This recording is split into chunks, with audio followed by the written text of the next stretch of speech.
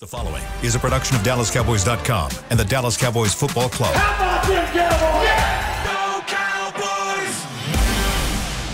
This is Cowboys Storylines with Nick Eatman.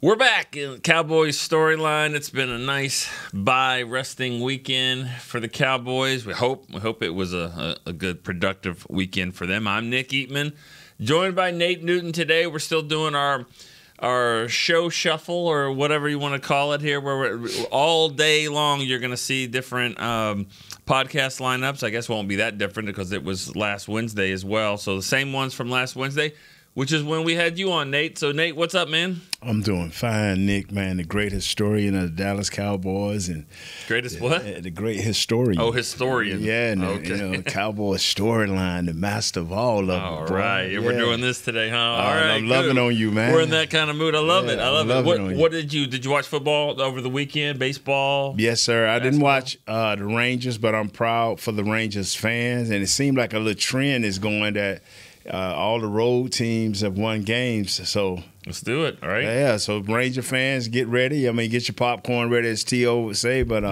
and do your thing. Yeah. Pretty proud of that. Obviously, I was watching some of the Dolphins Eagles as well, but it was all happening. I was watching all Dolphins Eagles. Bro. Yeah.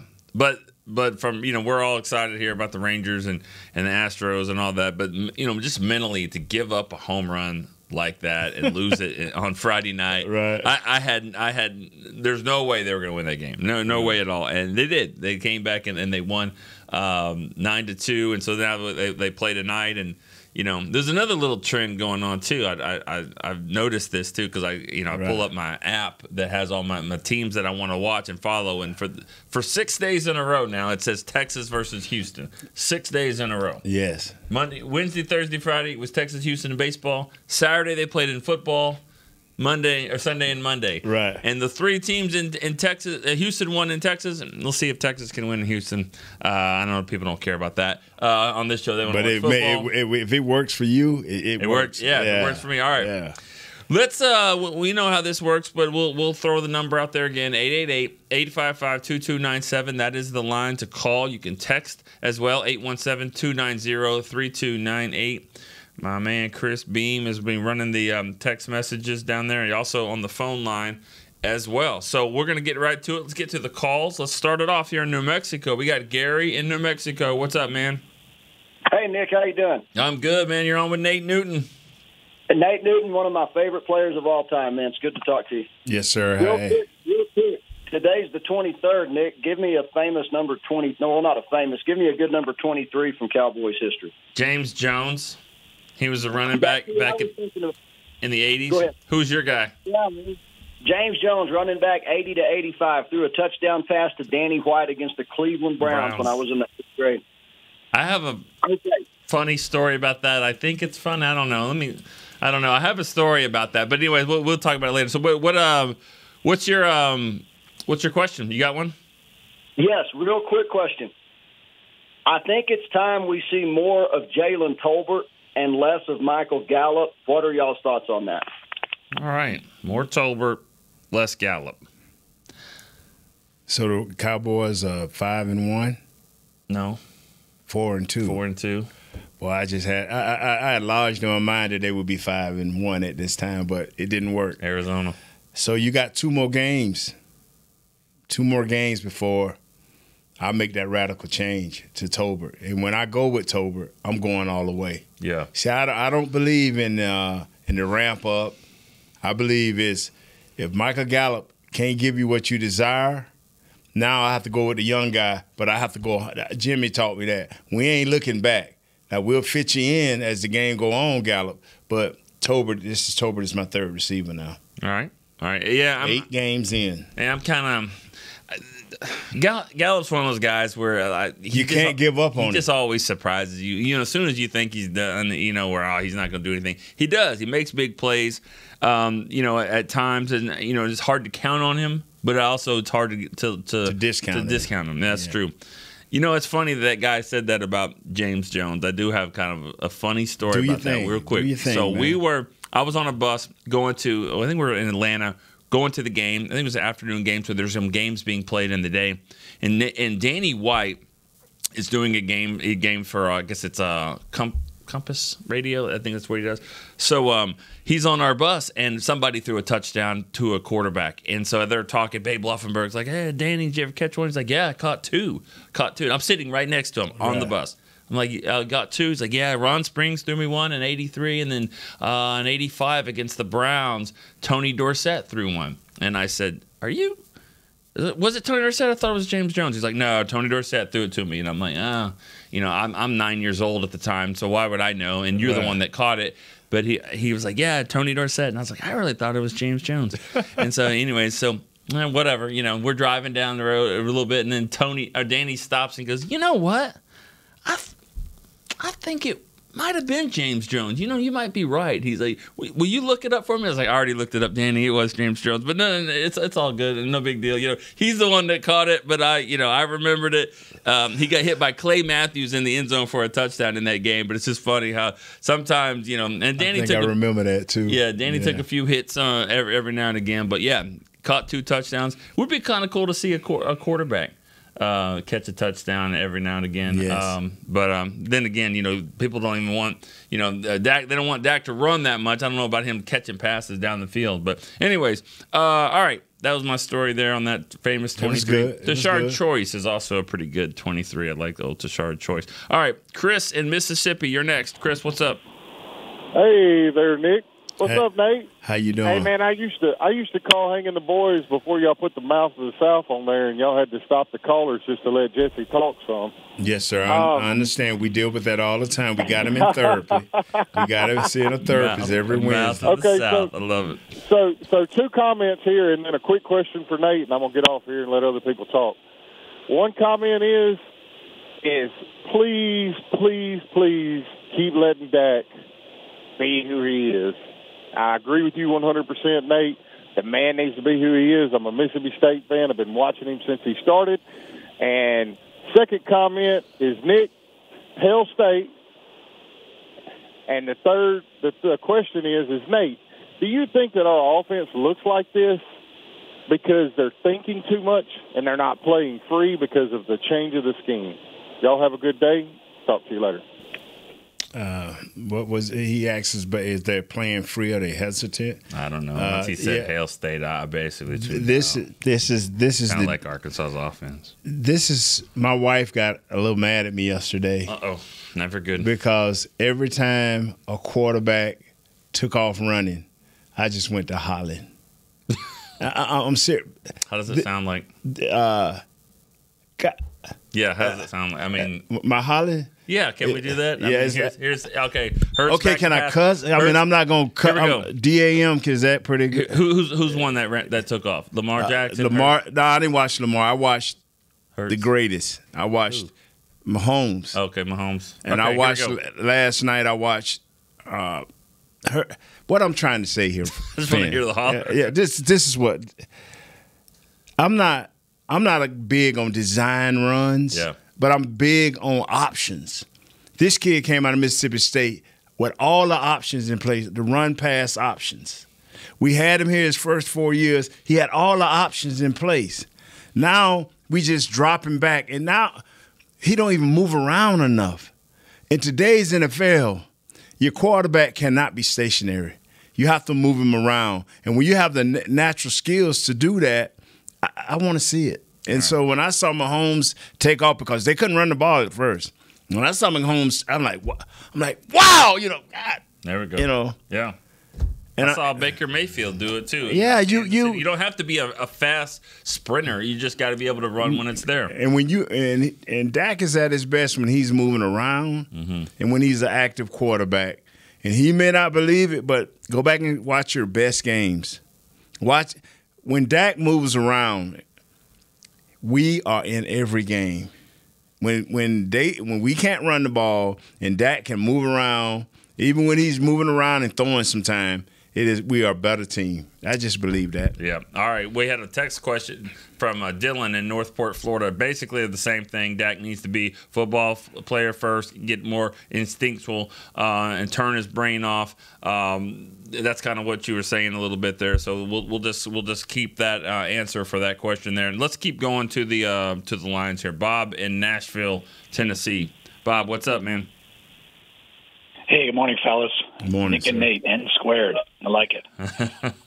Hey, Nate, you kind of mentioned it, being a big old offensive lineman. I really think my biggest concern with our team right now is our inability, I think, to run against the good teams. I think if we're going to go anywhere this year, if we don't get our running game going, I think we're really going to struggle. I just don't think, as much as I love Dak Prescott, I don't think he's equipped to carry us against good teams without our running game. I just wanted to get your guys' thoughts on that. Thanks. Great show, guys. All right. Thanks, Bob. That is a part of the completion of Dak. One thing that I noticed, and I'm going to switch to our defense, when we lose, regardless is it a good team or a bad team, one thing is constant. We're giving up over 150 yards. When we beat teams, we're always close to 150 yards, 120 yards. And so our offense has to always be generating a run somehow, some way. And then that Dak is a play-action pass quarterback. And if you think he's more than that, that's fine. But when we play the better teams, that don't work. It ain't worked yet. Even when he's been able to have shootouts, it has not worked yet. But when he comes off that play-action pass and he's bootlegging, he's swinging out, he's moving the pocket one side to the other, and he's making that one read, two read. Everybody's not a three-read quarterback. You know the arm talent you have to be a three-read quarterback, because now by that third read, heat is coming. Right. And I'm gonna tell you, Mahomes got it. That kid from the Chargers, he got it, but his offensive line collapsed a little bit too soon sometimes. Right. But a lot of people don't have that arm talent. I ain't mentioned but two guys. Yeah. The other guy's hurt. That's with the Jets. That arm talent is something special, man. Yeah. People say it all the time about, you can make all the throws. Not everyone can. Yes. Even in the NFL, like you said, not everyone can make every throw from every hash to every spot on the field and throw it on a rope. Tua is coming on strong. Yeah? Tua is coming on strong, man. I can't pick a quarterback, but Tua was my guy coming out of Bama. And my wife like, you love him? I said, yeah. I said, but he probably won't turn out because I like him. I just been had bad luck with quarterbacks. Yeah. Josh Allen seems like he's got that kind of arm too, but everybody's got something with their offense. I mean, it's like you said, offensive line. Or it could be receivers, or just it could be anything. It could be their defense that struggles. That they're always having to get back in games. So everyone's got issues. Yeah. We found that out here in what we're week 6 of the season, week 7 now. And no one's perfect, and so that's what kind of makes it exciting. Every time I look at a team, I see it seems like everyone's 4-3 or everyone's 3-4. And that's the way it's going to end up. There's going to be a lot of teams that are 8-9, 9-8, and can you get a couple of games over that where that'll put you in the playoffs? All right, let's go to Brian in Kansas City. Brian, what's up? Good morning, gentlemen. How are you? Well, so far so good, man. Hey, I got two things, and I'll motor on here. So one is I was listening to Broadus and the G-Bag Nation and listening to them talk about trade deadline and who would they pick. I know you guys can't talk about specific people, but positionally they were talking about like corner, linebacker, and receivers. So I wanted to ask Nate, is it realistic if there was a trade available for an offensive lineman? Is it realistic in that position to bring somebody in at this stage of the season and think that they're going to be productive? And then the other question I had is, somebody asked last week, was Eric Williams as mean as everybody said he was? And I was going to say, so who was if he was that guy, who was the prankster? Who was like the Kevin couple years ago? Kevin Gogan, Nate Newton, and Mark Tuanay. Everybody else, huh? Yes. No, he said Kevin Gogan, Nate Newton, and Mark Tuinei. Yes. Mark Tuinei was an artist. All right. He could draw pictures. Thanks for the call, and man. make you look kind of crazy. He'll draw Nick. He can draw you perfectly. Who? Gogan? Tuinei. No, he could draw your face perfectly, but he gonna put ears on the different ears or different eyes. He gonna make you look warped. Warped. Give me a PG-13 prank story that you can. I give you one that's PG, but it's gonna be ugly. No, I ain't gonna give you that one. Kids will be. Yeah, they're in school. So Yeah. you got anything? You got any kind of prank with these guys? What did Gogan do? You got No, I'm not. None of them clean. None of them clean, bro. Okay. Gogan was just. He was quick with it. Uh-huh. With his mouth, but he could do some things to players. Who was it Larry Allen's car? Who took Larry Allen's car and put it on cinder blocks or something? Nah. I remember one time a prank Tuinei did to Bucky and Mike. Oh, the equipment manager. Yeah, they were good at stuff like that. But I tell you, the prank they played on them was, I don't know what they did to Mike and Bucky. But we went out one night partying. I think I told you before. We went out partying. Back then you drank, drinking heavy, and we all come back. And Mark Tuinei went to open up his door and had to couldn't get it open. Then he finally flung it open, and it was a big Ford blow-up truck. Oh, going up and down. I mean, a big full-size Ford that truck. You have at training camp. Yeah. Oh yeah. In his room, inflatable in his room with Bucky and Mike. And I forgot I got to ask them what did Tui do to make them spend the whole 2 hours. You basically just blow it up and close the door and let it go. Yeah, that's funny. Yeah, but that also seems like that's a quick pop and then it's over, right? No, them things tougher than you think. Okay, Yeah, all right. Quick pop. Okay, all right. They had to unplug it and it still almost filled up the room. That's pretty cool. All right. Yeah, I'm sure there's a lot worse ones than that. So thank you for keeping it clean here. All right, Big Al in San Antonio. Al, what's up? Good morning, Nick and Nate. Good morning. How are you? I'm a big fan of yours, Nate. Man, I'm doing fine down here in San Antonio with the nice weather. Great, man. Thank you. Great. Hey, man, but we just got to keep it going. Nick, I told you last week when I called that when they win, everybody gonna jump back on the bandwagon. Well, are they all back? I think so. I think the Cowboys gonna do something, bro. I really think so. I got faith in them. Well, we'll see. I mean, it's. I've been around for some years now. I done seen all the Cowboys games since 1965. But I love the 90s. I love Nate them. But it's time. It's our time. What do you like the most about this? What makes you excited about this team moving forward? I still think McCarthy is playing tricks with us. And I think we're going to bust out of L7 with the offense here pretty soon. Yeah. Okay. You got a question for us? No, not really. Right. I just want to talk for this week. All right. Big Al, thank you. Appreciate it. Sometimes they got 4 or 5 questions. Sometimes they got none. They just want to talk. The thing about it is he's a believer. He think that Coach McCarthy is sandbagging, that he's going to come out of his bag of tricks. That's nice to know that he feel that way. I'm sorry. I'm sorry. Playing the 49ers with the world watching and they're undefeated. That's when the tricks. That's when I would have said, let's go. Let's see what we have. Because your team needs it. Your team did not need a 42-10. Your team needed to know that they could beat the 49ers because they've knocked them out of the playoffs twice, and you go up there and you play like that. Like, nobody needs that type of game. So, no, I question, and I just don't believe that. I don't believe that that's happening. What I believe is that they're still trying to figure themselves out a little bit on offense, and so that's why it looks like, oh, this week they did this week they did that. This is not a well-oiled machine on offense. They're figuring this thing out. But I don't think they're sandbagging a little bit because I don't know how you would do that and lose to the 49ers like that. I think they tried to win and they got smoked. Smoked is a good word there. All right, let's go to Midland, Texas for the next call. Pastor James is up. Pastor James, what's up? Good morning, Nick. Good morning, Nate. How you guys doing? Morning. Hey, man, everything is lovely. It was a great bye week. I'm energized and fired up and ready to go again.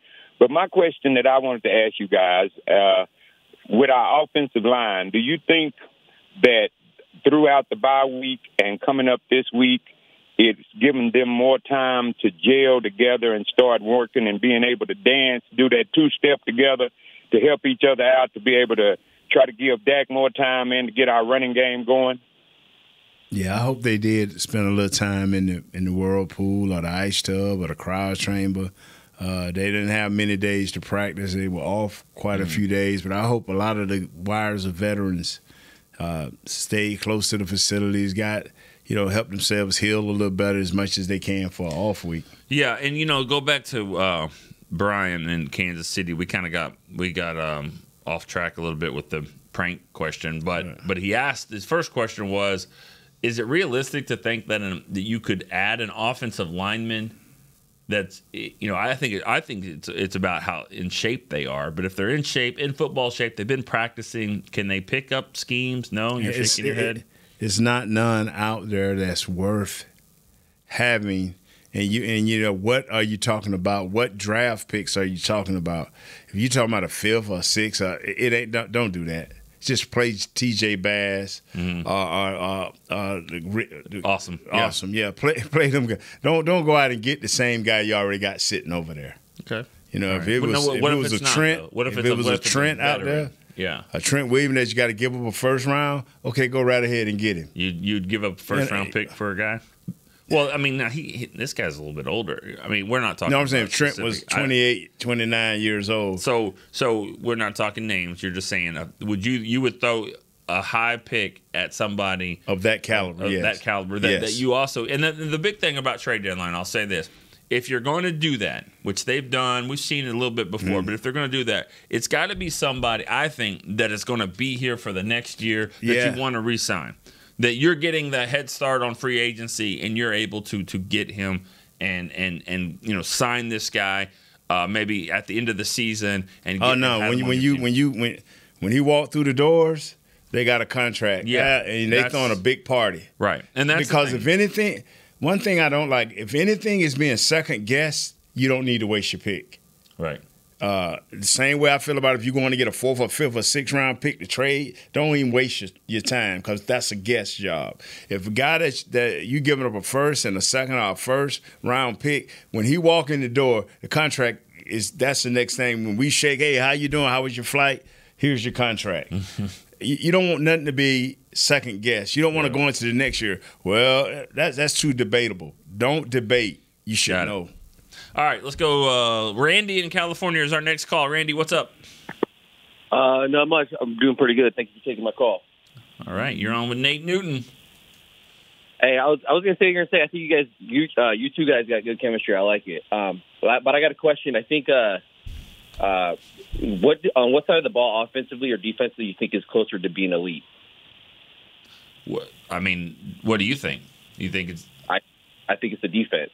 Yeah, I do too. I do too. I think that's now. I'll say this: they can't keep sustaining injuries like this. Thanks. You have another question, Randy, or is that it? Well, yeah, we're going with that. I was just going to say, well, because if we both think it's the defense, you think it's time for this team to start focusing on building around Micah and having the type of offense like we did in 2014, where we just controlled the line of scrimmage, 7-minute times of possession. And then hopefully end in the end zone with touchdowns instead of field goals. Yeah, I'll let you speak on it. And thank you. Thank you for the call. I'll say this about 2014: do you have an 1,800-yard rusher in DeMarco Murray? DeMarco Murray ran the ball really well that year. He was a complete runner and had a phenomenal season. So. That's one thing that you're able to do when you have and the line was better. Tyron was younger, healthy. Zach came right in, was good to go. Travis Frederick was Pro Bowler. They were really good. I think Ron Leary was playing then. That line was a little better than it is now, and the running game was better. But what do you think? Build around Micah? They already are trying to build around Micah. And part of the building around Micah is you got to play with a lead. You have to play with a lead. You always want to be 3 to 7 points. You got to, if they're going to let these guys be the best they can be. This is a pass rush team. If you watched the game last night, if you watched the 49ers or you watched Philadelphia, they like, okay, you want to toss it around in the first quarter, good, but you are not running the ball. Mm-hmm. You are not. So they can play both ends of the spectrum. The Eagles can and the 49ers. We are a team that's built like the Colts, the Peyton Manning Colts. We need a lead. Mm-hmm. We need a lead, and we need to maintain that lead so our defense can be elite. All right. I'll say this, though. Injuries on defense, I mean, right now the defense is still, I think, the best thing that they do, but losing Trayvon Diggs was big. Leighton Vander Esch. It's hurting our safeties.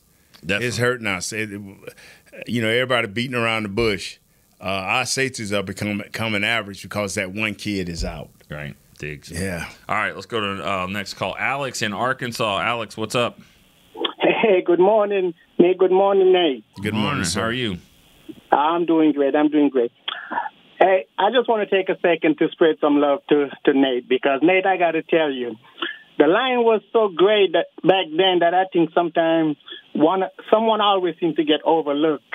And I think you was a really great player. But like I said, I seen the games. I watched the games, and Eric Williams was the big nasty. But Nate, when I still go back and look at some of those games, I see you in the middle, and you was a tough player, and you didn't take any mess.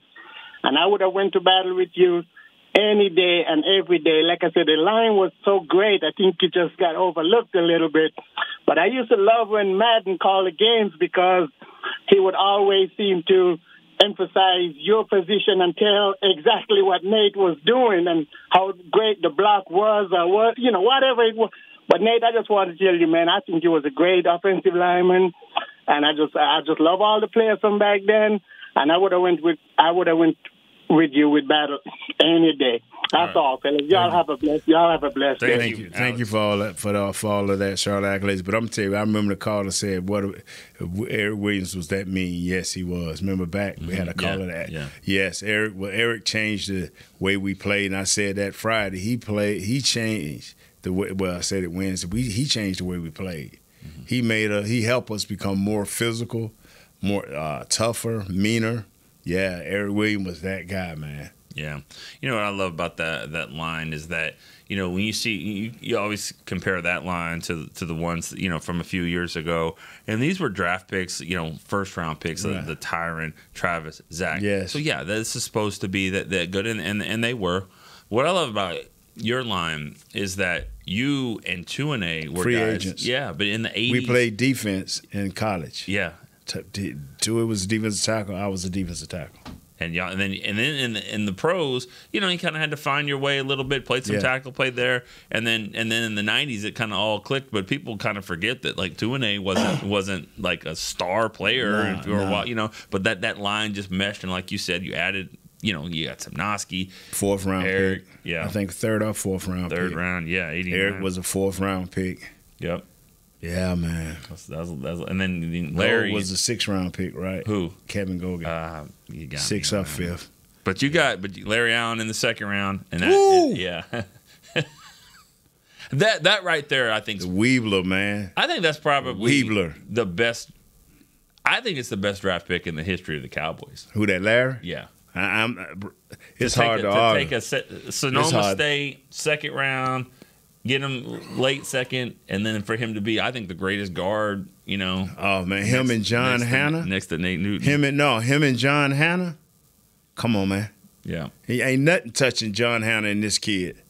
Jacket Slater at the right tackle, John Hanna at the right guard, the great center, Mike Webster, and then the left guard. Who I had my left guard? Larry Allen, and then Anthony Munoz is my left tackle. That was the greatest.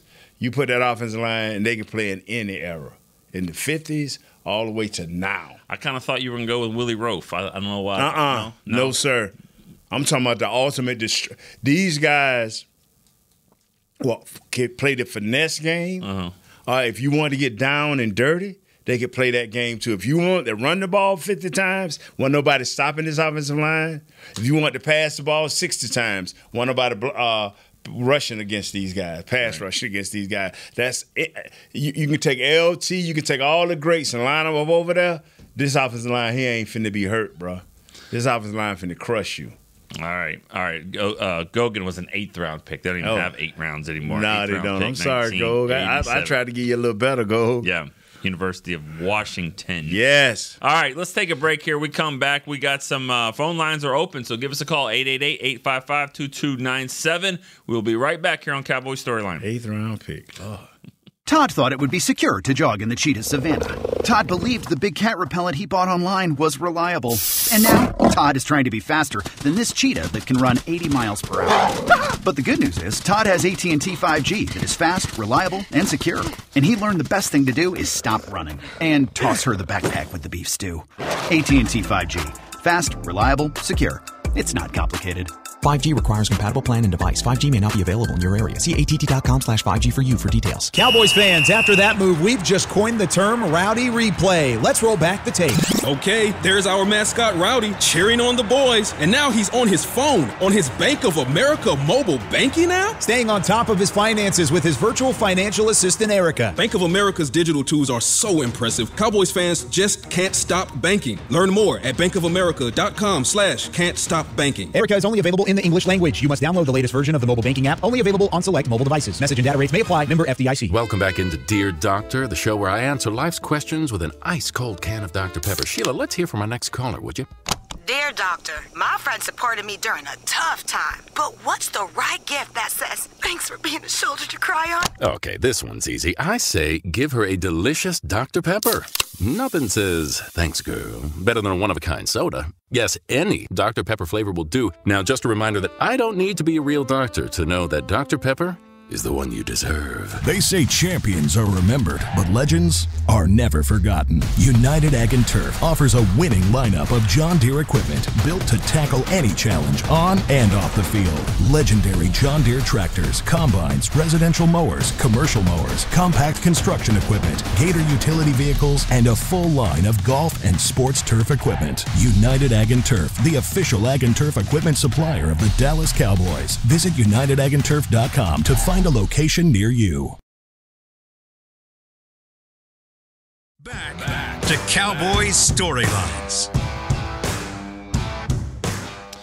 Cowboys Storyline with Nate Newton and myself, Nick Eatman. We're here. We got more phone calls to take. We're just trying to get through the bye week. This is a tough week to kind of get through. This is going to be a challenge, I think, with shows. Now, you know, I like to talk. You got guys on your show that love to talk. Yes. So it should be fine. But it is kind of tough when you don't have a game for, 2 full weeks like that, and you got to get ready for this Rams one. But we'll certainly figure it out. We know you guys love to talk, so let's get to the phone lines. Anthony in Seattle. Anthony, what's up, man? Hey, what's going on, Nick? Man, I always appreciate your show. Appreciate it. And Nate, just the opportunity, man, to be able to talk to you, man, it's nothing more than a blessing, man. Just the work you did on the field and your story off the field is truly inspirational. So, with that being said, I mean, I can't not call and ask a question about the offensive lineman if I have one of the greatest offensive linemen, Hall of Fame offensive linemen on the line. So, Nate, not a lot, or has a lot changed in how offensive linemen play when you were playing versus what it is now. Like, the basic principles shouldn't have changed as much, but I guess a lot has changed. I'm not sure. I want to get your opinion on that. And the other thing is that with how as great of an offensive lineman that you were and the team that you played with, what do you think is the missing ingredient or missing key that would make us that great offensive line currently? And if we are missing it 6 games into the season, do you think we can get it and turn it around and actually make a true end-of-the-season run and hopefully a playoff and Super Bowl run? So That's just my question. I know I put a lot out there, but just want to see if you could speak to that. Okay, thank you, Anthony. Take care of those kids. I'm going to tell you something. Physical. This offensive line is not physical enough. And that's the bottom line. We got to get tougher. How do you get tougher in the season? Can you get tougher? It's just a mindset, and maybe it's health. My right guard ain't as physical as he needs to be. Our right tackle is still recovering. So it's kind of I'll tell you guys, it's hard for me to judge a kid like it was for me for Michael Gallup last year. Were you coming off a Achilles or you coming off a bad knee tear? It's just hard for me to sit up and say, hey, man, we just paid you a tub of money. You need to be doing – no, it don't work that way. These injuries, these are still humans we're talking about. Now, Tyron Smith, hats off to you, tip my hat to you, but you can see him aging. Mm-hmm. You can see him aging. Our left guard is okay. He just need better players around him. You're right. Your center got to get healthy. Our center is above average center, but he has to be healthy. Injuries take away from his ability to play well. Yeah. You know, the thing – you see what the Eagles do on 4th and 1 or 2. They do the shove, push, whatever you want to call it. But the thing about it is, it starts with Kelsey, the center. It starts with him. It starts with that guard. And they do it differently than the Cowboys. So the Cowboys, if they're going to do that play, to me, you don't have Rico Dowdle pushing. You have a tight end back there or a bigger guy. And also their guard and tackle will slide in and also push as well. So they need stronger guys to push, but also starts there at center. So. What, my friend, that is their thing. They're good at it. Mm-hmm. We are not, and the rest of the league is not. I don't want them to take it away because they think one team has the advantage because they got a quarterback that can squat over 600 pounds. I would take it away. I think the league will take that play away. Yeah. So whether they take it away or not. Yeah. All right. Let's go to Tony in Atlanta as our next caller. Tony, what's up, man? Hey, great morning, gentlemen. How y'all doing? Good. How are you? Excellent. So just wanted to take the opportunity since we got the great Nate Newton on. Of course, Nick, I've been listening to you for, I don't know. How long have you been there? 20 years? It's my 25th year. It's about 20 years since we've been on the radio, on the online radio. So maybe about 20. Yeah, so this is no disrespect to Brad Sham, but really, Nick, to me, you're kind of like the voice of the Cowboys for me to a certain degree, man. So just appreciate your work. Thank you. Thank you. Nathaniel Newton. So, guys, so I was like in high school playing left guard, just like Nate, when you guys were winning Super Bowls. And because I played the position and kind of, resembled you and kind of built like you, I was called Nate, and I'm still called Nate to this day by some of my best friends. That's awesome. Because of that, man. So it's an honor. It's definitely an honor to be on with you, Nate. You speak often about the respect level that you have for Jerome Brown and those Eagles defenses over the years. And I wanted to ask you, besides him and those Eagles guys, was there another defensive lineman that you really really gave you challenges but had some good battles with? And there's one that comes to mind that I kind of want you to speak on briefly, and that's Jumpy Geathers from the Redskins back in the day. I couldn't block him. Couldn't block him? Couldn't block him, especially in past situations because he had this thing called a forklift.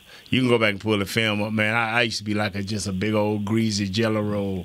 I'm serious, man. Troy had some trying days in the middle when, he just was kind of somehow the way he was so awkward. He would get right up around my waist, man, and lift me up. I was like, I just knew it was going to be an ugly game. Yeah. I just knew it was going to be an ugly game, man. Bless it. I was like, man, let's run the ball. Do not pass against us. Yeah. Well, Tony, thanks for you got another question? Or you? Well, I was just going to just quickly follow up on that, Nate. I got to give you credit, man, because you're right. Jumpy gave you some issues in the passing game because I've watched some of those old games several times. But, man, you came back. You battled with him, man. Yeah, you battled that dude because we never knew give up, man. We never knew give up. You battled. Yeah. I mean, because I never heard it because I didn't hear his name again. There was one time he got you, but then the rest of that game I didn't hear his name again. So you did your thing, man. But I appreciate it, guys. Y'all enjoy the rest of the morning. Thanks for the call, Tony. And Nate, I know you realize it, you know, for the most part, and you're pretty humble here after your post career. But you know, what an honor it is for people like Tony who's called Nate. You know what I mean? To be able to call and talk to you and ask you questions, because he's been thinking that for years. Going, man, I wonder what he thinks about jumpy gathers, and there it is. I wrote another name down when he said there was another battle of another guy other than Jerome. I was like, Bryant Young from the 49ers. You guys had some battles there. Stubblefield, those guys. I'm going to tell you something, man. It was a joy, man. The people called me about 4 or 5 years ago asking me about Bryant Young in the Hall of Fame. And I asked the dude, just, you know, being funny, he ain't in yet? He ain't. Now, Stubblefield, was, even though he got me on a couple of sacks, I think, I could battle him easy. Yeah. But athletes, John Randall, Bryant Young, those was athletes. Those were the tough ones. Not the Gilbert Browns. And oh, man, I was suck. Man, I eat him like a honey bun. Yeah, I eat him like a honey bun, bro. Well, he'd have to. He would probably fight you for that one. But he won't lose because he lost the game. Yeah. Oh, man, I love Big Gilbert, funny guy. You know, tickle him like the Pillsbury Doughboy, and he'll giggle all over and move him all over the field. All right, love it. All right, let's go to Bruce in Philly for our next call. Bruce, what's up? What's up, fellas? What's up, Nick? What's going on, Nate? How you doing? Hey, man. Hey, Nick, this is a great format. I'm so glad. I got a couple questions. I want to jump to it because I've been wanting to ask you these for years because I love how you do these hypotheticals sometimes. So looking at Cowboys hits, before I get to the future or the present, I got to go back a little bit. Which two of the most impactful plays for me for the Cowboys last 30 years have been the Tony Romo. Now, people are not going to remember this, but the divisional round game against the Giants, when Patrick Creighton dropped this pass, he would have scored on, they would have won that game. And I think it changed the whole game, and I think that's why they lost that game. That play, Nick, do you remember that one?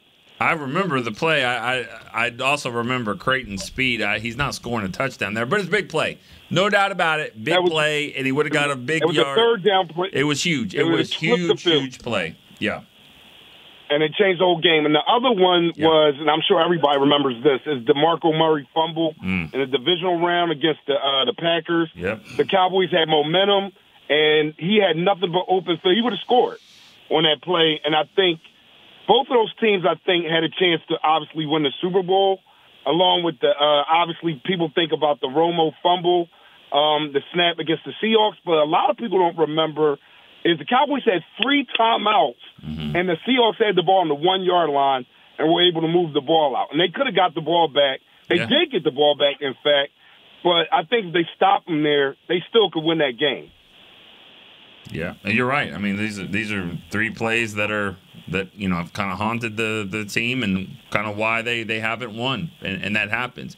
And that happens when you haven't won. I mean, there's games back when Nate was playing in the 90s. They were key moments in the game that when the Cowboys won the games. And no one ever talks about that because it worked out and they won games. So, I mean, it happened. Now your teams were way better, and that's why they won the Super Bowl. But, yeah, this happens. We were lucky. Well. And we were lucky. Yeah, just like you have to be. We talked about it last night. You know, I'm how Philly was lucky. They got no penalties. They were lucky. How do you go through a game with no penalties? Sometimes the better teams seem like they get favored. I'm serious. Sometimes you get lucky. Yeah, I mean that was interesting though. I mean the NFL's gonna have. I mean, because the thing about that game, we're talking about Philly and Miami, and Philly had 0 penalties. I believe Miami had 10. Okay, but Philly is one of the most aggressive teams in the league. And so for them to not be called for penalties like that at home, that seems. That's odd to me. That's very odd. All right, let's real quick, going back. Anthony in Seattle asked the question: old school versus new school. Is there anything really different about the offensive line back then and to now? I'm telling you, our feet collectively were better. Now they may have some individuals with great feet, like the kid from the Chargers with great feet, or Trent Williams with great feet and physical But we worked on that. I mean, we religiously worked on that. Our coaches made sure our feet were in sync. Hudson Hawk was the master in the drop step. he had all of us drop stepping in sync. All our blocks was based off of this drop step, and our running back steps were all based off of these steps. And we worked religiously. And I do not have a problem with the way the NFL runs their system now. The Players Association has got it where players don't be as physical in practice. But what you're doing is you're stunting the growth of offensive linemen. Offensive line, out of all the position groups, need to be more in sync. And I understand people have always tried to play the best 5 linemen, but I told people, if you give me 3 above average offensive linemen and 2 stud linemen, no matter where the position or where they play at, I can win you some games, because I would have a system that puts everybody in sync. And so that's why, when you see the bad offensive line play, that's why only 5 or 6 teams have complete offensive line, because you can't take any guy and put him in here and try to get him in sync. You have to have an above-average guy. Every one of them guys you named, Kevin Gogan, Nate Newton, Mark Stepnoski, Mark Tournay, we were either free agents or we were 8th-round picks or 4th-round picks. But we were above-average offensive linemen, and we could all get in sync. And we stayed healthy. Yeah, that's a big key here. One last one is a text question from Jeremy in Woodbridge, Virginia. He says, great show. Thanks for creating an outlet for the fans. But he's not sold on Tyler Biadasz. He wants to ask Nate, what would your scouting report be on him and any options for the trade dedeadline? I don't know about that for center. It ain't nobody out there. But what's your scouting report on Tyler Biadasz? He's a C+, B- player. And as long as he's healthy, everything with Biadasz is predicated on health. I ain't talking about the little nicks and bruises, you get on your arms and maybe a little sore back or something. I'm talking about injured. Yeah. Where you get that ankle really wrenched or you get that hamstring really pulled. Everything is based off him being healthy. Did y'all have C+, B- players in the 90s? Yeah, you don't have to name names, but I mean, let me say this right here. The great Tim Calishaw wrote an article that Mark Tournay, Kevin Gogan, and Nate Newton, not only will you not be in a Super Bowl, you won't even win a playoff game. Coaching makes all the difference in the world, but time heals it all, puts the glue. Time. If Coach Mike Solari had enough time in practice or before practice or after practice, he could put this offensive line together better. During the offseason, he needed more time. The biggest thing that crushed him is when our right guard held out. I mean, get your money, and I'm glad he did. I think he's worth every penny of it. But when he held out, he blew the whole scene. Yeah. Well, I mean, you want to credit coaching. I mean, let's also remember this, maybe the reporter was way off, which he was. I mean, you know what I mean? And that happens all the time. Is that it's okay? Yeah, but he's wrong. But the type of coaching we was getting at the time before these guys came in, he was correct because we couldn't get in sync. We never knew what we were doing. But when coach, why not say that then? Why not say this coaching staff? He didn't know. Yeah, okay. Nick, you got to give Nick. You got to give yourself credit because you're willing to look at both sides of the picture. Right. But when back in the day, when a reporter said something, it wasn't another outlet to dispute it. It was the word. I get it. The thing that bothers me sometimes with media, it happens a lot, is this team I pick USC to win the national championship or whatever, and they lose 2 games. And then what's wrong with them? Whether they're not very good. They didn't live up to expectations. Well, maybe you just suck as a reporter. Right. Maybe you suck at evaluating. Right, I'm just saying that happens all the time, where media throws stuff out there, their predictions, and then they're wrong, and then they point the fingers of why they were wrong. Maybe you just didn't evaluate it correctly. Right. That's the way I look at it. So anyways, all right, good show. Appreciate Nate Newton stopping by here for these 2 shows here as we shuffle the podcast. We'll be back. We'll have Woody on Wednesday. We'll see. I don't know. I haven't really called him yet, but we'll see. But if we do change it around, you're the first guest that we've had that's not on a Wednesday. Yes. So that's good. So all right, Nate Newton, you go back to hanging with the boys tomorrow. But all day Mouth of the South. Mouth of the South. I love it. I can't believe they talk about Kurt Daniels that way. All right, here we go. Into the break will be joining us here in a few minutes. Derek will be running that show. They got a new crew there. I think Danny McCray, Nick Harris are involved there. All day long, we'll be shuffling the podcast. We'll go back to normal tomorrow. For Chris Beam, Nate Newton, I'm Nick Eatman. We'll see you tomorrow on Cowboy Storyline. This has been a production of DallasCowboys.com and the Dallas Cowboys Football Club. How about this, Cowboys? Yeah!